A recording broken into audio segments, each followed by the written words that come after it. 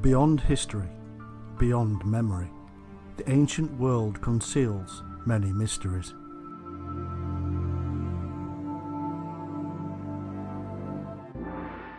From ancient Greece to the remote Pacific Ocean, from holy relics to Neolithic monuments, much of what was known, what was found, and what was built is now shrouded in legend and myth.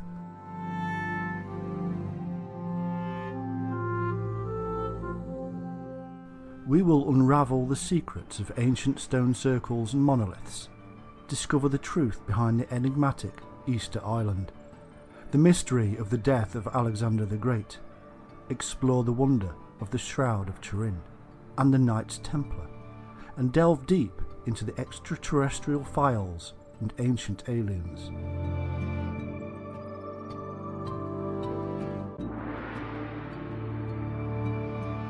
Together, we shall journey far across both time and space to lift this shroud. Together, we shall discover the top 10 mysteries of the ancient world.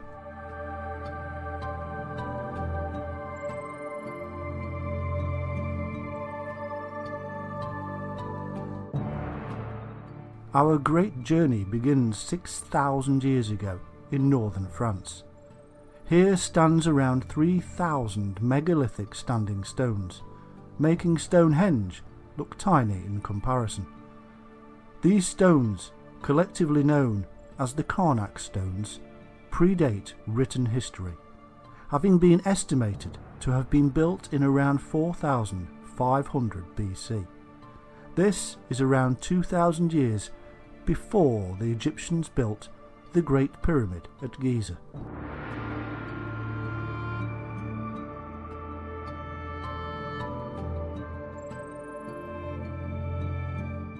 The stones themselves are almost perfectly grouped into straight lines and are separated into 3 main sites across the area.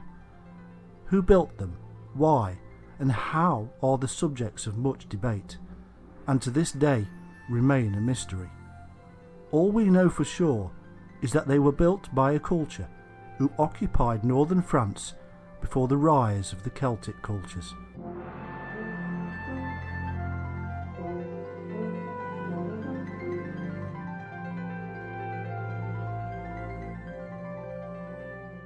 Some scholars have argued that the long rows of stones are aligned to match with the directions of sunsets and solstices. There have also been theories stating that the stones acted as astronomical observatories. This is similar to some of the theories behind the uses of Stonehenge and many other stone circles across the world. The people who built this vast stone complex also left their mark through other constructions. For example, the ruling classes built a large tumulus, 12 metres high and 125 metres wide. This giant earthen mound acted as a tomb for the chiefs of these mysterious peoples, not dissimilar to the ways in which some of the pyramids were used in Egypt.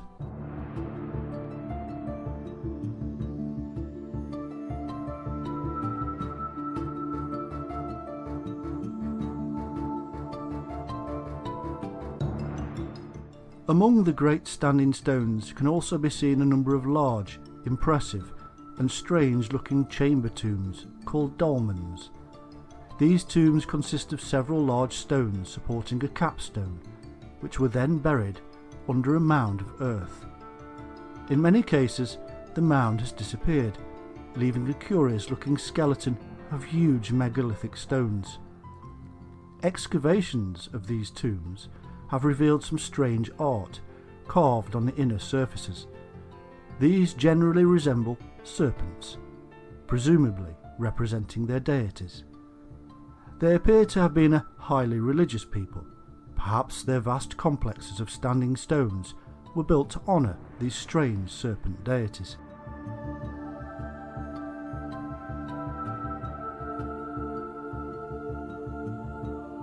Due to their enigmatic nature, many myths have surrounded the stones throughout history. Early Christians believed that the stones represented ancient pagan warriors who had all been turned to stone by godly powers of Pope Cornelius. Local tradition, however, links the great stones to the Arthurian mythic cycle. The people of Brittany state that they represent the soldiers of Roman legions who were invading France. According to this myth, the wizard Merlin had used his magic to turn the Romans into stone, thus explaining why they stand in such well-organised and regimented fashion. The standing stones of Conak lie beyond the reach of written history. Archaeology has only been able to tell us so much about this mysterious site and the strange people who built it.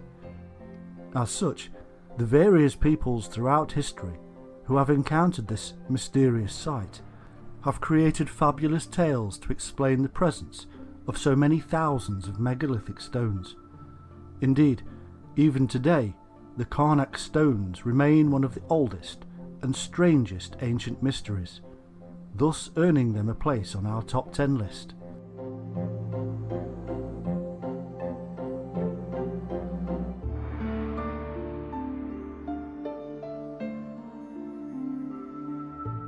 We remain now in the foggy realms of prehistory, a time beyond the written word, a time known only through the strange monuments left to us and the myths passed down through generations. However, our search for the greatest mysteries of history now takes us across the waters to the island of Albion, to Britain. Here lies one of the most mysterious wonders of history, Stonehenge. The most famous prehistoric monument in the world, Stonehenge stands in the English countryside in the county of Wiltshire in southern England. The site, as it survives, consists of a ring of standing stones, with each stone measuring at around 13 feet high and 7 feet wide. They generally weigh around 25 tons each, a considerable amount considering the prehistoric culture who erected them had no forms of advanced machinery.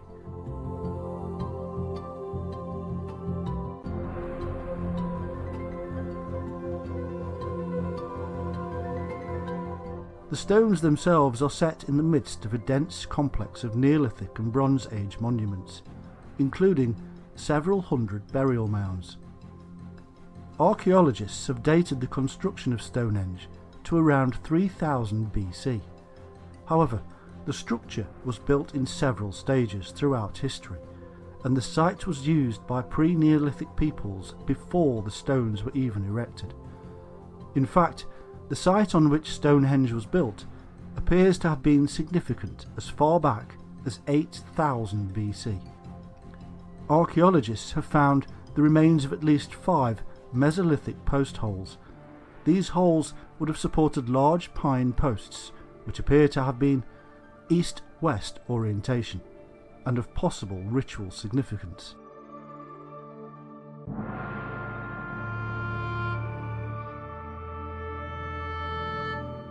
The next phase of building at the site of Stonehenge began in around 3100 BC. This site consisted of a large circular enclosure made from chalk, with an entrance to the north and one to the south. The exact purposes of this structure are unclear, but archaeologists have found the cremated remains of 63 individuals at the site. This has led some experts to believe that some of the first stones brought to the site in this period acted as grave markers. However, scientific analysis of a number of animal remains found near the site in this period seems to reveal that as many as 4,000 people gathered here, bringing animals from as far as Scotland. It seems likely that these early Britons came together to celebrate midsummer and midwinter festivals. Up until around 3000 BC, archaeologists have continued to find the cremated remains of individuals. This has led scholars to believe that the early site of Stonehenge was often used as a burial site. At this early stage, Stonehenge was barely stone at all, and consisted mostly of wooden structures. It is not until around 2600 BC that the builders of Stonehenge began to truly adopt stone, and begin to build the the concentric structures we see today.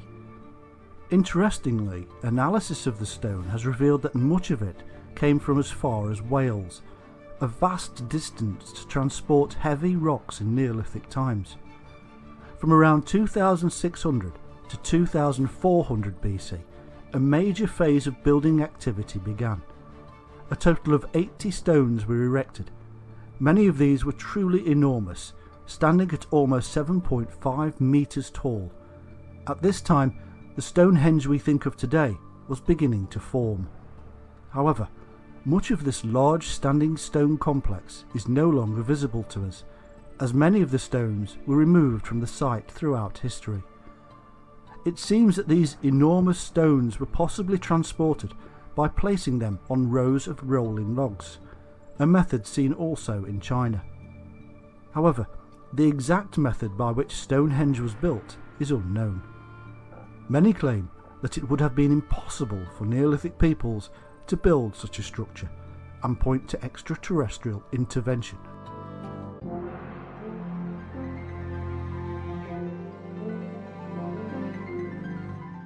Regardless, why would this prehistoric culture go to such lengths and efforts to construct such impressive yet mysterious structures? The people responsible for Stonehenge left no written records, and the purposes behind it are hotly debated today.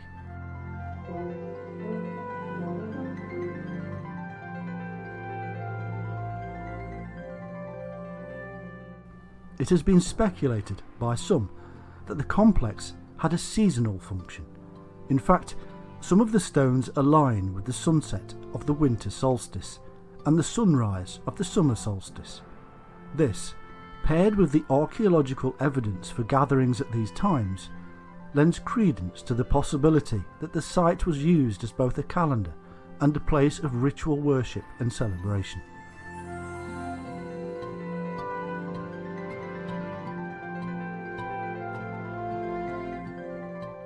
Stonehenge may have also had an astronomical function, being designed as a form of celestial observatory, allowing for the prediction of eclipses, the solstice, the equinox, and other celestial phenomena.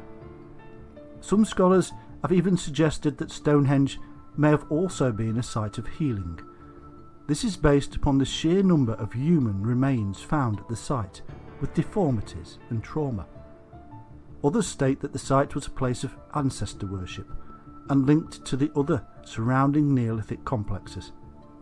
According to this theory, Stonehenge represented the land of the dead, with a ritual journey to Stonehenge representing a ceremonial passage from life to death.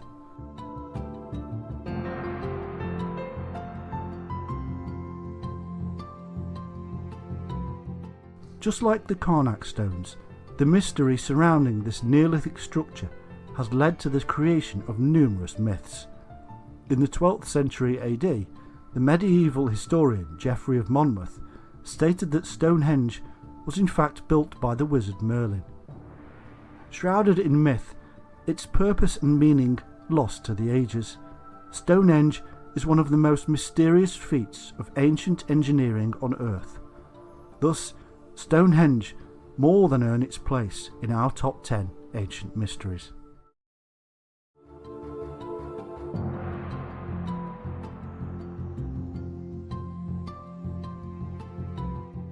We go now to the ancient Bronze Age Mediterranean, a world dominated by three major superpowers: the Mycenaeans of Greece, the Hittites of the Near East, and the mighty Egyptian Empire.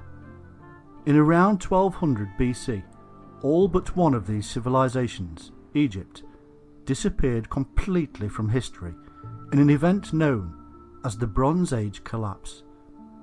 The Mycenaeans were once a flourishing civilization in what is today Greece. Their tale begins in around 1500 BC. From this date onwards, the Mycenaeans became the most advanced civilization in Europe, able to produce incredible works of art, construct massive palaces and fortifications, and effectively dominate much of the eastern Mediterranean through both trade and warfare. In fact, it was the Mycenaeans who were believed to have been the peoples of the Homeric myths, mighty heroes such as Achilles, Odysseus, and Agamemnon. Across the Aegean Sea, the great Hittite Empire ruled a vast empire from their homeland in modern-day Turkey. The Hittites were an advanced civilization, able to dominate surrounding kingdoms such as Troy, using their well-trained armies. However, by the 13th century BC, the Hittite Empire had weakened considerably, having lost lands to the Egyptians and Assyrians. To the south, the mighty Egyptian Empire was flourishing, having conquered much of the Levant. Egyptian expansion had often brought them into violent contact with the Hittites. In fact, the largest battle in history to that date had been fought between the two empires at the Battle of Megiddo. Memory of this terrible battle survived in the term Armageddon.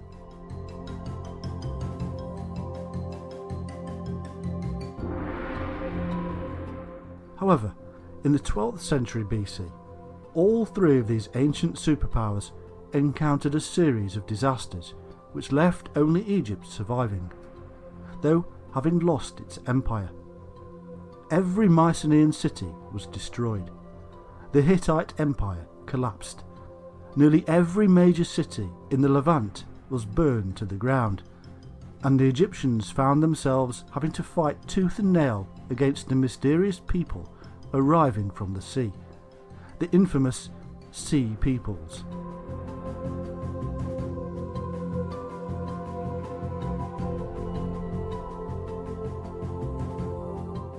Some historians have referred to this event as the worst and most mysterious disaster in ancient history, the end of a golden age in humanity's history, and no one knows how exactly it happened. It is possible that a number of environmental factors were involved. For instance, we have evidence for a series of devastating earthquakes hitting the Mediterranean at this time. This caused major damage to a number of cities. We also have evidence for widespread droughts which would have caused mass starvation, and in fact the sea level had dropped considerably.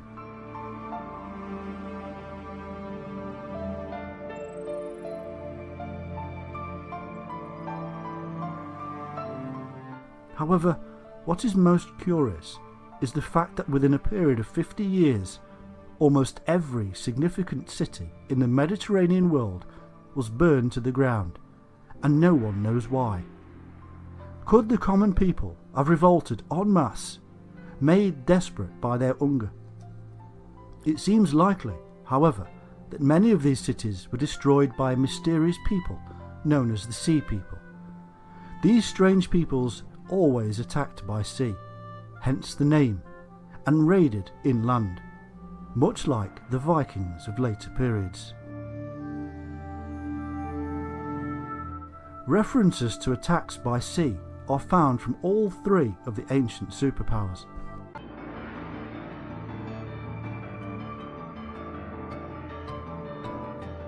In Greece, we hear of the people of Pylos increasing coastal patrols, constantly on the lookout for attacks from the sea. Then we hear nothing from them at all, and their palaces are burned to the ground. It is likely that Crete too, as well as the mainland, was attacked, for we see the Cretans moving their settlements inland to escape this mysterious threat. From the city of Ugarit in the Levant, we hear of a desperate plea for help to the king. Mysterious enemy ships were beginning to appear and attack their territory.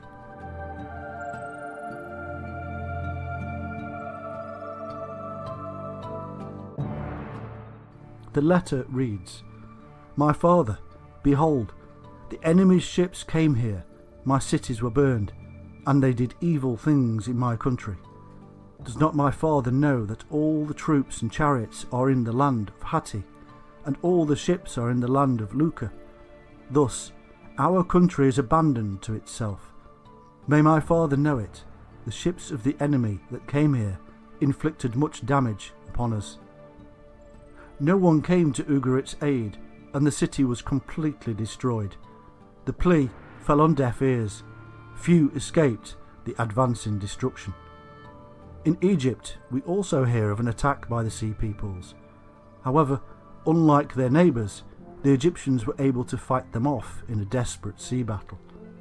Egypt, therefore, was able to survive their onslaught, albeit in a weakened state. The golden age of the Egyptian Empire had come to an end. However, it is unlikely that the Sea Peoples alone were responsible for the Bronze Age collapse.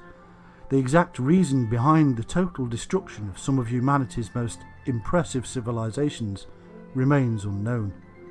Thus, the Bronze Age collapse, perhaps the most devastating event in all ancient history, makes it onto our list of top 10 ancient mysteries. It has often been thought that the collapse of the great Bronze Age civilizations was inspiration for the tales of Atlantis. This, therefore, brings us on to our next great ancient mystery, the enigmatic city of Atlantis.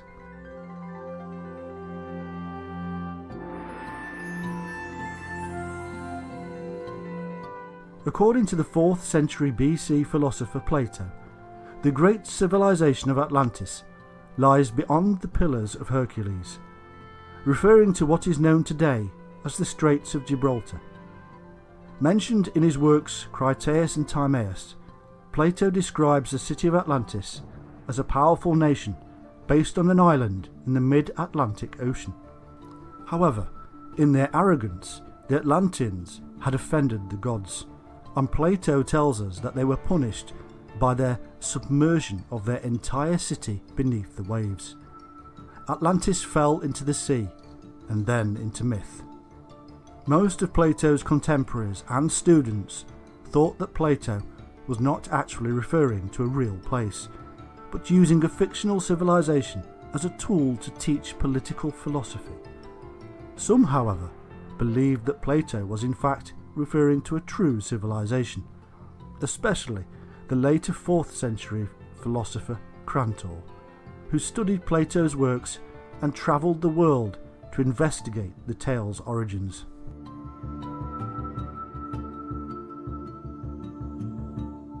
Like Crantor, many subsequent readers of Plato have believed that there is some truth to his words, and that Plato was either referring to a real city or basing the Atlanteans on real people. In the 16th century, interest in Atlantis was renewed, with many European scholars associating the mysterious city with the newly discovered Americas.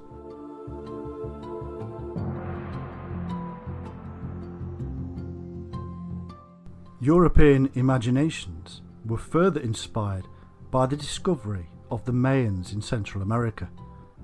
No one had expected to find such an impressive civilization in the New World, and many immediately thought of Plato's tales.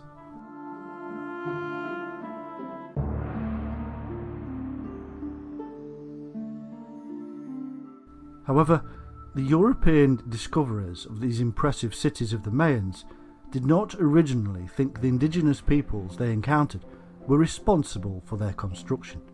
Instead, some believe that these great cities and pyramids were built by the Atlanteans, and that the natives of Central America were incapable of founding such an impressive civilization.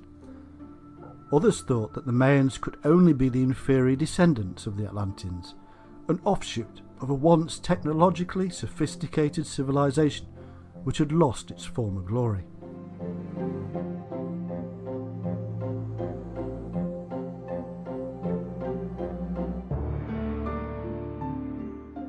In this way, the early Atlantean theories were strained by a degree of racism and imperialism. Europeans were convinced that Mayan civilization could not have existed without the help of a more advanced nation, a viewpoint influenced by the self-image of European colonizers as the bringers of civilization to the less technologically advanced nations of Africa, Asia, and the Americas. Inspired by the great lost civilizations of Central and Southern America, many pseudo-archaeologists would continue their searches for an Atlantean-American connection well into the modern era. The tales of Atlantis were made even more fanciful by theosophists such as Madame Blavatsky and Henry Olcott. These theosophists saw the Atlanteans as a superior race endowed with psychic and supernatural powers. According to the theosophist, Atlantis reached its peak around 1 million years ago, but disappeared as a result of internal conflict. The theosophist's conception of Atlantis directly contrasts Plato's. Plato saw the Atlanteans as an antagonistic and deeply flawed race, who were eventually defeated in warfare by the superior Greeks of Athens.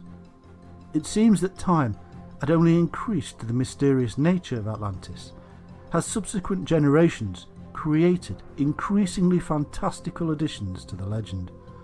It was not until the 1960s, when the science behind continental drift and plate tectonics became widely understood, that the idea of a lost continent of Atlantis became an impossible concept.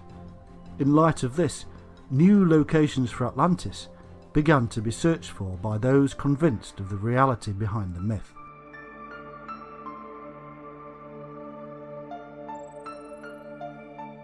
The most logical theory proposes that Atlantis was based upon the lost ancient Minoan city of Thera in the Aegean Sea. The island flourished as a naval trading power until it was completely destroyed by a massive volcanic eruption in around 1650 BC. The eruption generated a mega tsunami with waves 150 metres high. Thera and many other Minoan cities throughout the Aegean were completely destroyed by this event, and Minoan civilization appears to have never completely recovered its former glory.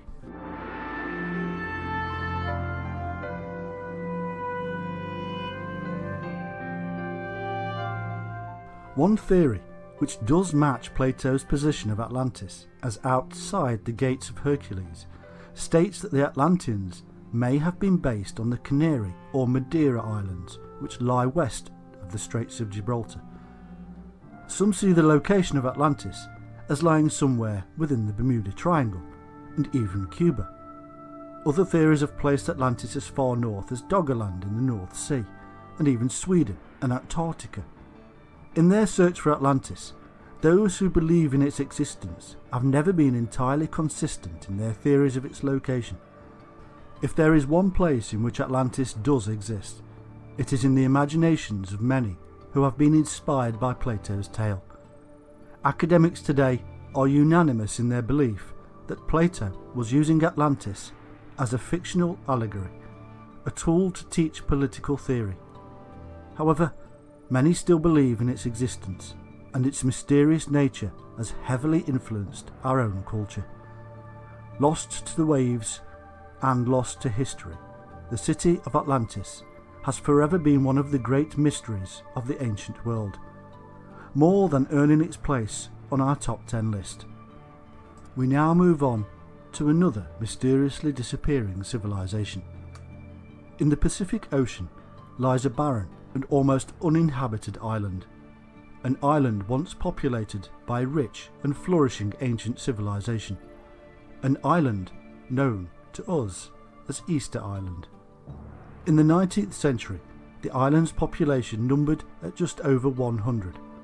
However, the great stone monuments which can be seen on their hundreds across the island tells us of a once great ancient civilization. These great stone monuments, known as moai, resemble huge human heads sticking out of the ground, and they number at nearly 900 spread across the island. These impressive structures were continuously built by these mysterious peoples for a period of 500 years, around 1100 to 1600 AD, and they are indicative of the time when the civilization at Easter Island flourished. The statues were carved from volcanic rock quarried from the site of an extinct volcano. They appear to have been built to commemorate the death of a clan leader. Each head took a team of 5 or 6 men a whole year to create, after which they were transported to various points of the island to be erected. The heads were so huge that special methods of transportation had to be developed. Some of the largest heads, in fact, weighed up to 82 tons. It is believed that each head required a team of around 250 men to transport it using a Y-shaped sledge, pulled along using rope ties around the statue's neck. Another possible method of transportation involves tying ropes to the head and rocking it, then tugging it forward as it rocked, thus using the head's momentum to pull it towards its destination. This method would require a team of around 15 men. Interestingly, however, only around a quarter of the statues produced were eventually erected. The rest were discovered either in the quarry or on their way to be erected. It seems the people of the island had not the time to complete their great works before their civilization collapsed.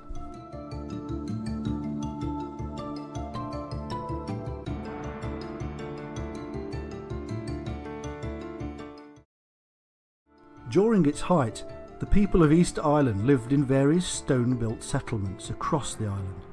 On the coast of the island lived a mysterious group of astronomer priests in stone structures known as tupa.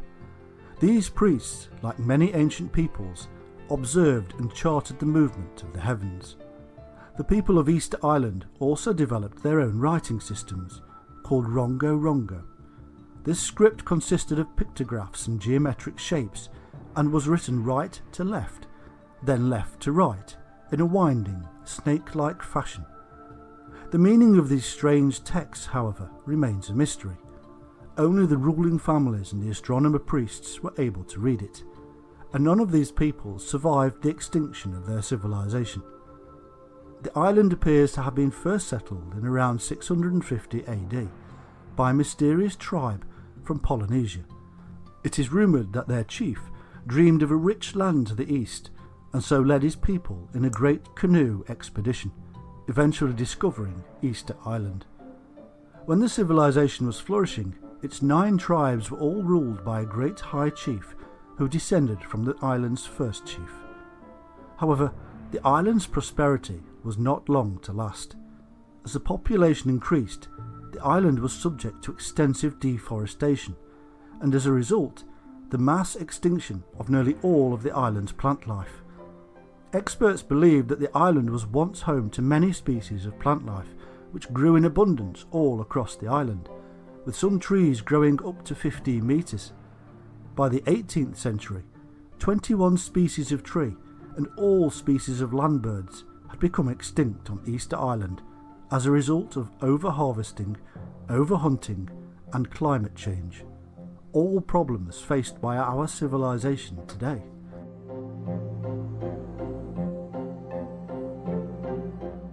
The extinction of many of these island trees meant that the people could no longer build fishing vessels, and much of the soil lost its fertility, greatly affecting agricultural production. The loss of their native ecosystem meant also that many of the animals, which were a source of food, disappeared from the island too. By the time Europeans arrived at the island in the 18th century, the once great civilization was a shadow of its former self. The population had diminished drastically, no longer able to produce any great stone structures. It has even been suggested that the remaining population had to resort to cannibalism to survive in the new world they had created.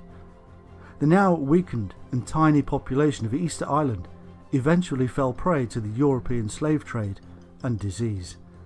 Today the island is sparsely populated by the ancestors of a once great ancient civilization.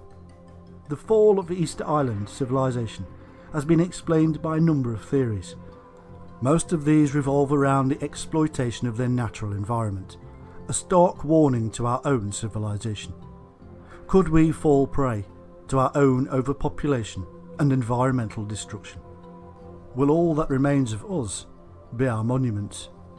The disappearance of Easter Island civilization is both a mystery and a warning, an addition to our top 10 mysteries of the ancient world, which may be more relevant today than at any other time.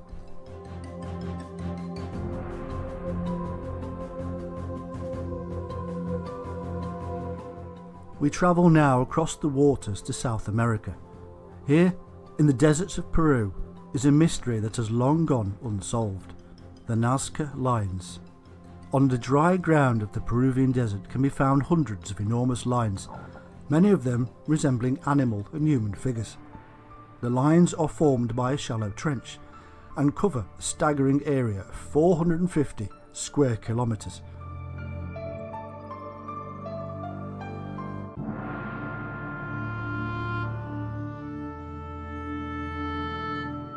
The largest figures span nearly 12,000 feet and include carvings of condors, hummingbirds, monkeys and spiders. The lines were created as part of a huge earthwork project by the Nazca civilization, which flourished for 1,000 years between 500 BC and 500 AD. The lines are so well preserved due to the extremely dry and windless nature of the Peruvian deserts. For centuries these enormous lines went unnoticed.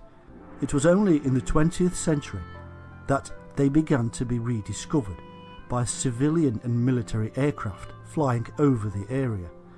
However, the lines are not only visible from aircraft, they can also be seen from the surrounding hills and other high places. The ancient Nazca people used simple tools but advanced surveying techniques to construct the lines. However the lines remain, their construction remains a great mystery to modern experts. Archaeologists, ethnologists and anthropologists have studied the lines and have come up with an interesting hypothesis. They state that the Nazca people created them to be seen by their gods in the sky. Another theory supposes that the Nazca Lines were intended to act as an observatory, a tool used to observe places on the distant horizon where the sun and other celestial bodies rose and set during solstices. This is not dissimilar to what we have seen at Stonehenge. Many prehistoric cultures constructed great earthworks and stone buildings to observe the stars and seasons, and they often linked these observatories to ritual worship of their gods. Computer-aided studies of some of the animal figures by astronomers has revealed that they correspond with astronomical constellations. For example, according to computer modelling, the giant spider figure is actually a representation of the constellation Orion. However, this theory does not correspond with many of the other figures in the Nazca Lines, so we cannot be sure. Other theories abandon the celestial and season theories altogether. For instance, one explanation suggests that the lines are linked to the Nazca culture's worship of mountain and water deities. These lines, according to this theory, form part of a religious ritual honouring these deities, with the lines being used as sacred paths leading to areas where they might be properly worshipped. The proper worship of these gods was essential in their decision whether or not to provide water to the land, a resource especially in demand in such a dry and inhospitable land. Other theories link the lines to possible irrigation schemes planned by the Nazca, but this does not fully explain the various animal figures. Some claim these figures exist primarily as fertility gods. The wildest theories suppose the Nazca Lines were either constructed by or for extraterrestrial visitors, who would be able to see the lines from their craft. Although these explanations are not currently accepted by today's academic community, who dismiss them due to the lack of evidence for alien activity. Interestingly, however, there is still no solid explanation behind the Nazca Lines by academics. The reasons for their construction and the exact methods behind it are a complete mystery to all fields of scientific and historical study. Another unsolved mystery of the ancient world.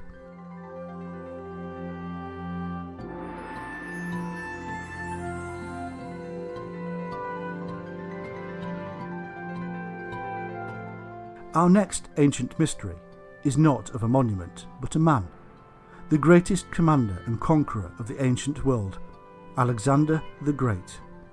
In 323 BC, Alexander the Great, subjugator of the largest empire the world had ever known, died under mysterious circumstances. Born in the Macedonian city of Pella in 356 BC, Alexander was mentored by the famous philosopher Aristotle until the age of 16. He became king of Macedon after his father Philip was assassinated. Suspiciously, This assassin was himself slain before he could be interrogated, and it is rumoured Philip was assassinated in a plot involving Alexander and his mother to prevent Philip from making his other son, and by another woman, king. When he became king, Alexander quickly proved himself to be the shrewdest politician and best military commander in the world. By the age of 30, he had conquered the largest empire ever known without losing a single battle. From the shores of Greece to the Himalayan mountains and the borders of India, Alexander's empire seemed to span the world itself. It was hailed as a god in Egypt and the king of kings in Persia. He founded over 20 cities all across the world, including the famous Alexandria.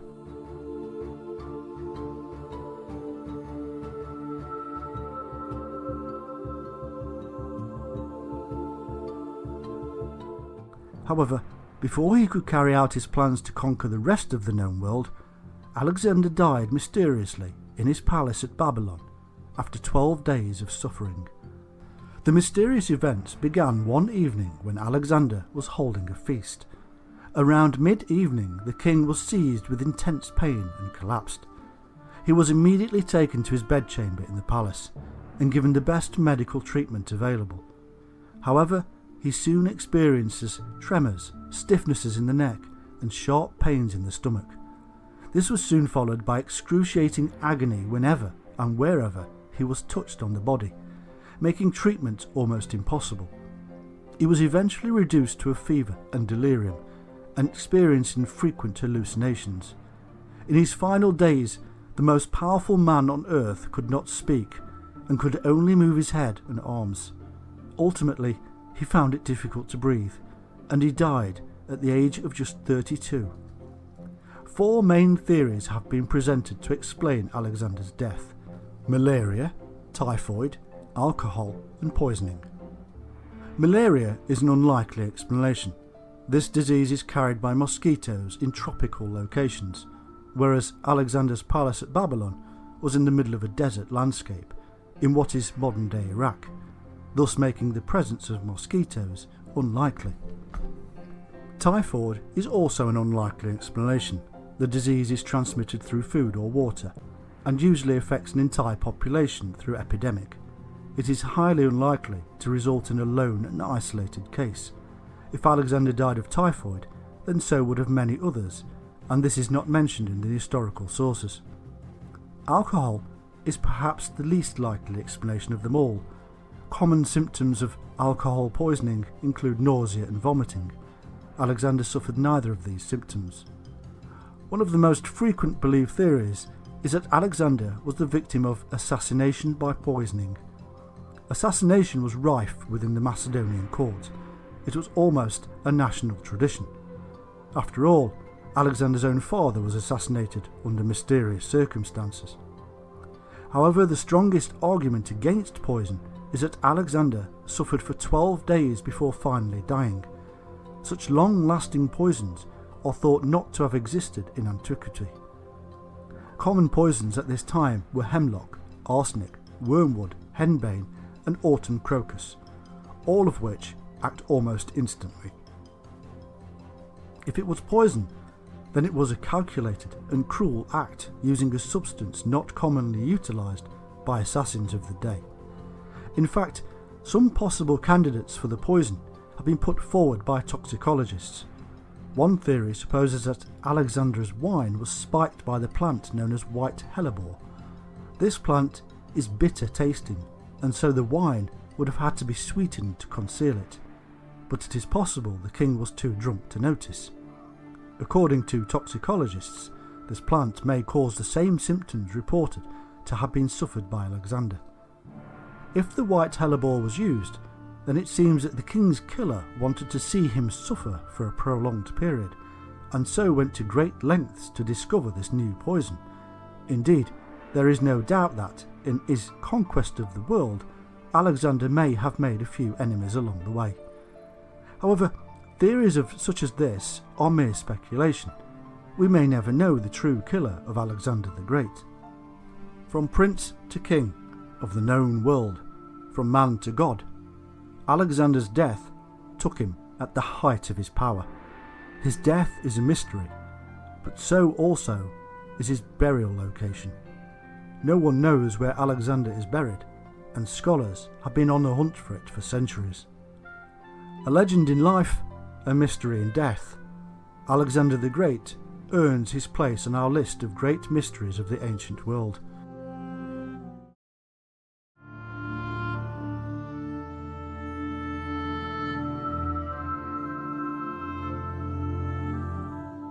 Our next ancient mystery is no man, but an object that has been the subject of much controversy and debate, the Shroud of Turin. Kept in the Cathedral of St. John the Baptist in Turin, the shroud is a long piece of linen cloth bearing the image of a man many believe to be Jesus of Nazareth. It is believed by many today that this cloth is the very one that wrapped the body of Jesus Christ after his crucifixion. Today it is an object of worship for many across the Christian world. The shroud reveals the entire body of a man who appears to be completely naked and holds his hands across his groin. The man appears to be quite tall as well as muscular.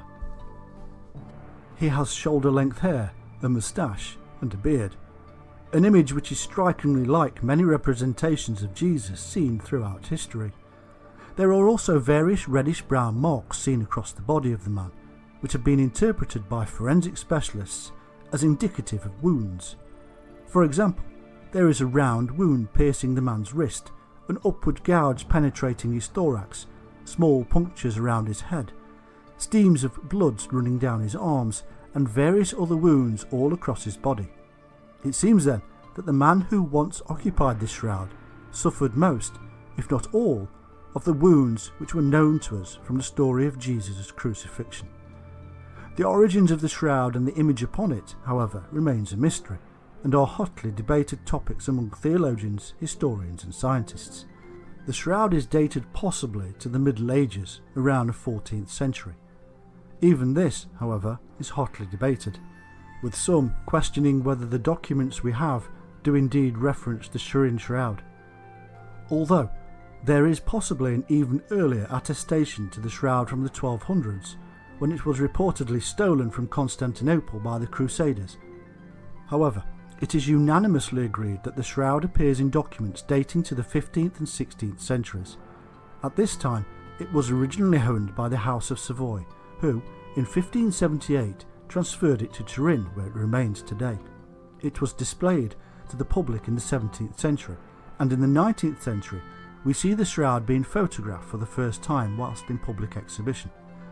Interestingly, although the shroud is venerated by millions, the papacy has never fully acknowledged it as the authentic image of Jesus Christ. Nevertheless, much care has gone into its restoration and conservation. It is currently sealed within a bulletproof, airtight case and is kept at a finely tuned and consistent environment. The temperature, gaseous composition and humidity inside the case are carefully controlled to ensure the shroud is well protected. Many of the faithful throughout history have believed that the shroud is indeed the one mentioned in the Gospels of Matthew, Mark, Luke and John. The shroud is respected by Christians of many denominations, including Baptists, Catholics, Lutherans, Methodists, Orthodox, Pentecostals and Presbyterians. Much scientific analysis has been carried out on the shroud, the result of which have drawn much controversy. Radiocarbon dating of the shroud seems to indicate that it dates to either 14th or 13th centuries, more than 1,000 years after the crucifixion event. The results of this study have been challenged, however. Some state that the sample which the scientists used was contaminated in some way. This has been denied by the scientific community, who state that the investigation was carried out accurately. This has led some believers to completely dismiss the reliability of carbon dating altogether. Furthermore, an examination of the shroud's material itself has led to some unexpected results. For example, other burial shrouds that have been excavated from tombs near Jerusalem have revealed differing and simpler weaving patterns than those seen on the Turin shroud. This has led some experts to conclude that the Turin shroud cannot have originated from Jerusalem at the time of Jesus. However, An analysis of the dirt particles on the shroud, compared with the dirt found from ancient tombs in Jerusalem, has indeed revealed them to be almost exactly the same. The mysterious contradiction, indeed.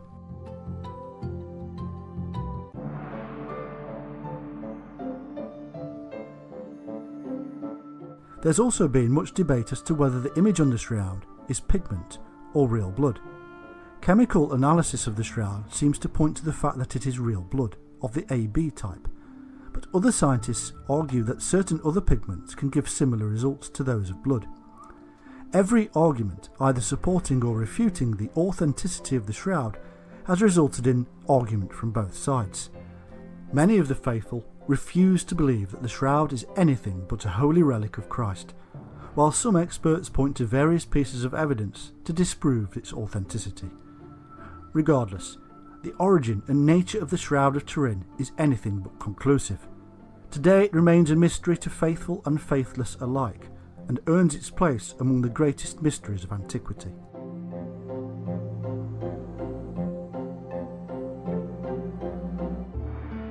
The Knights Templar have long been associated with secrets and conspiracies. The actions of this order of warrior monks and their sudden disappearance have been the subjects of much speculation. But perhaps the biggest mystery of the order surrounds their origin at the Temple Mount in Jerusalem, the site from which they claim their name. Why did the Templars choose this ancient site as their base of operations, and what were they looking for in the tunnels below it? Founded in 1118 in Jerusalem by the French knight Hugh de Payens, the Knights Templar soon became the most powerful and wealthy organisation in the medieval world. Initially founded to protect pilgrims visiting the Holy Land, the Templars soon managed to expand their spheres of operation throughout many nations. They even became successful bankers.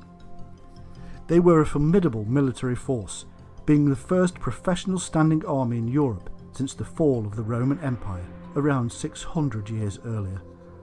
Their wealth and power was not to last. In 1307, the Knights Templar in France were arrested by agents of King Philip IV. All members of the order who did not flee into hiding were rounded up, imprisoned and tortured.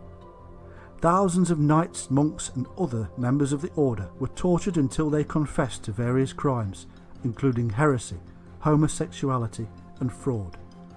Most likely, these confessions were all false. Some state that King Philip was in heavy debt from his wars and decided to seize Templar wealth to balance the books, thus orchestrating an elaborate series of accusations to level on the Templars in order for his persecutions to seem legitimate to the papacy. Regardless of the reasons behind the Templars' disappearance remains a mystery even today.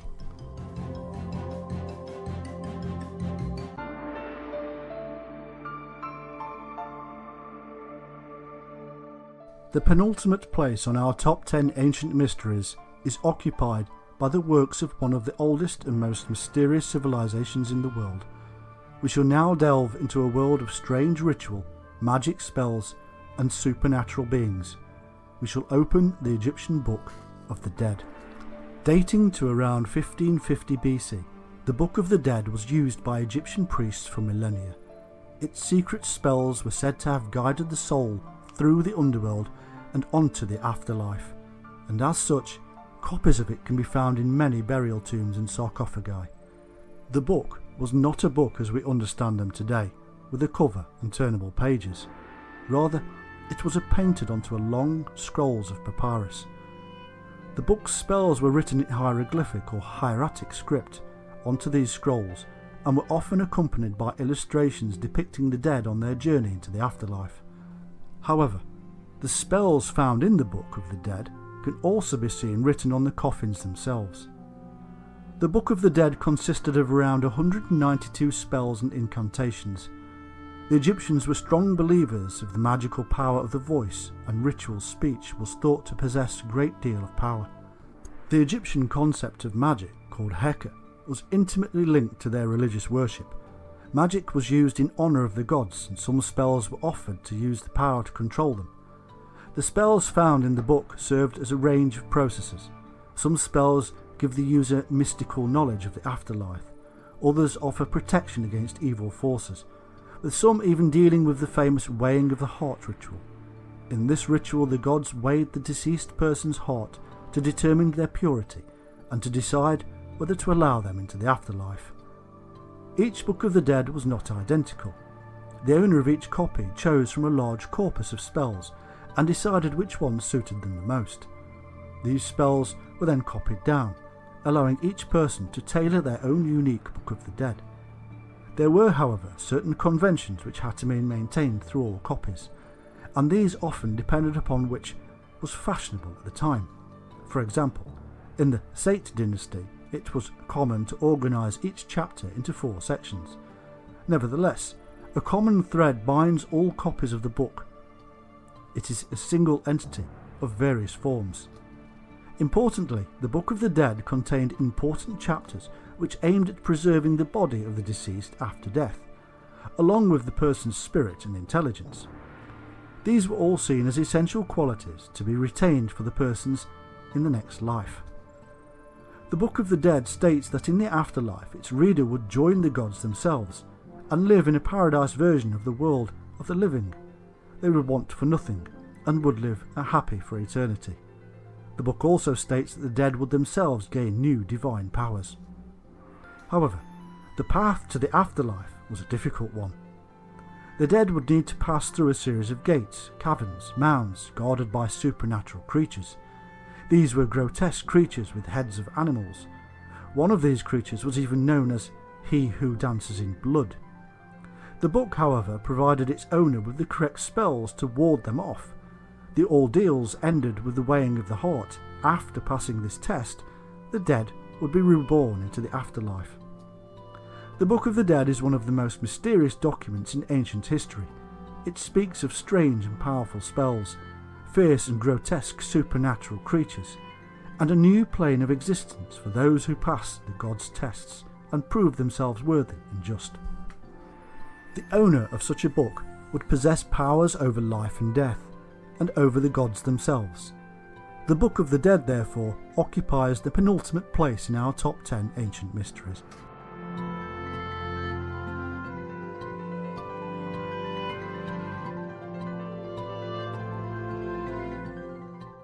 The final place in our list belongs to one of the strangest and most revolutionary ideas ever to have been proposed.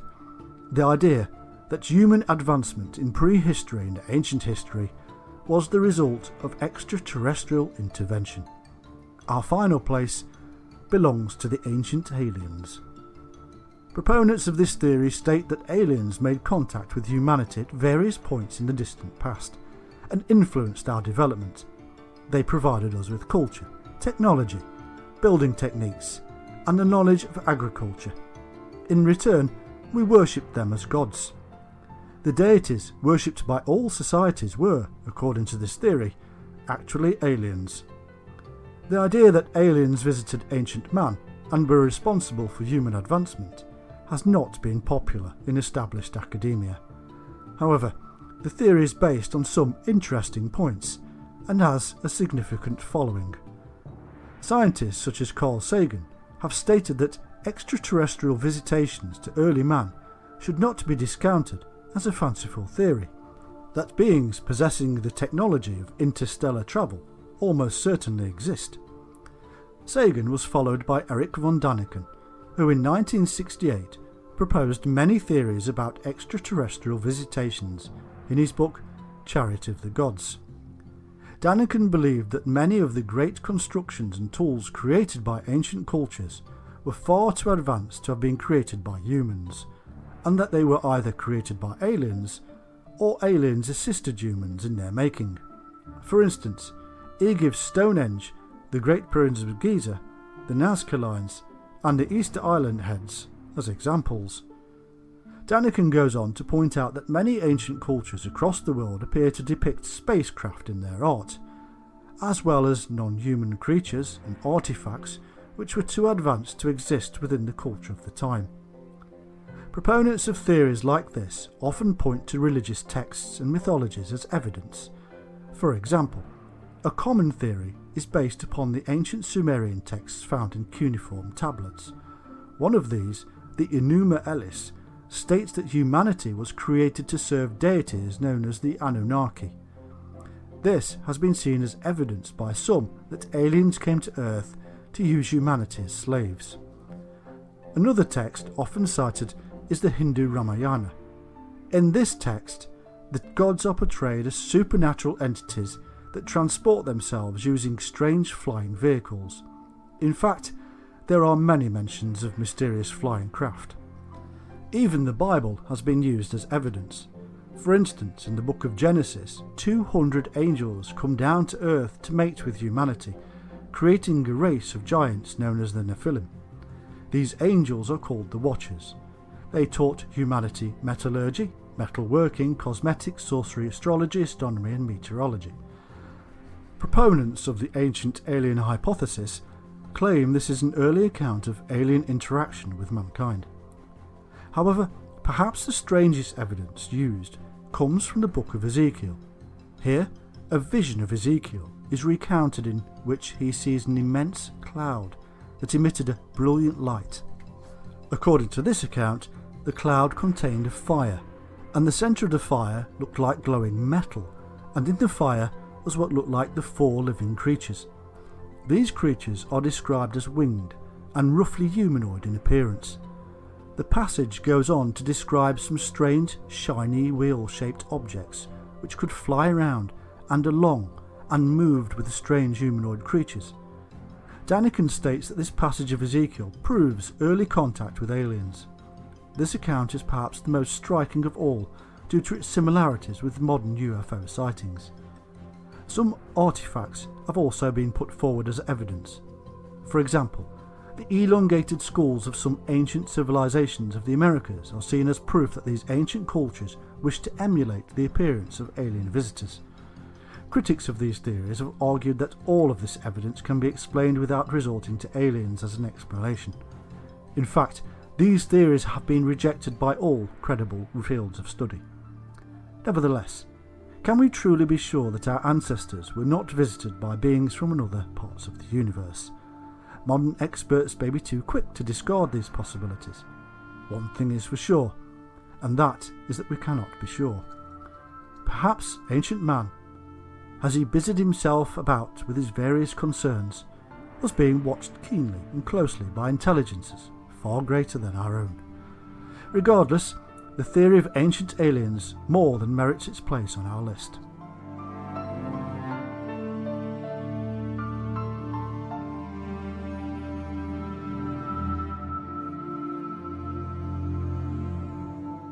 In our exploration of ancient mysteries, we have journeyed far and wide. We have flown across the world from the Pacific to the Atlantic, from the English countryside to the far reaches of the New World. On our quest, we have also travelled through time, covering thousands of years of history in our search for the weird and wonderful. We have encountered an image of the Messiah, witnessed the building of the impossible, and even glimpsed at extraterrestrial life itself. Though the journey does not have to end here, the ancient world is full of mystery and holds many secrets for those curious enough to look.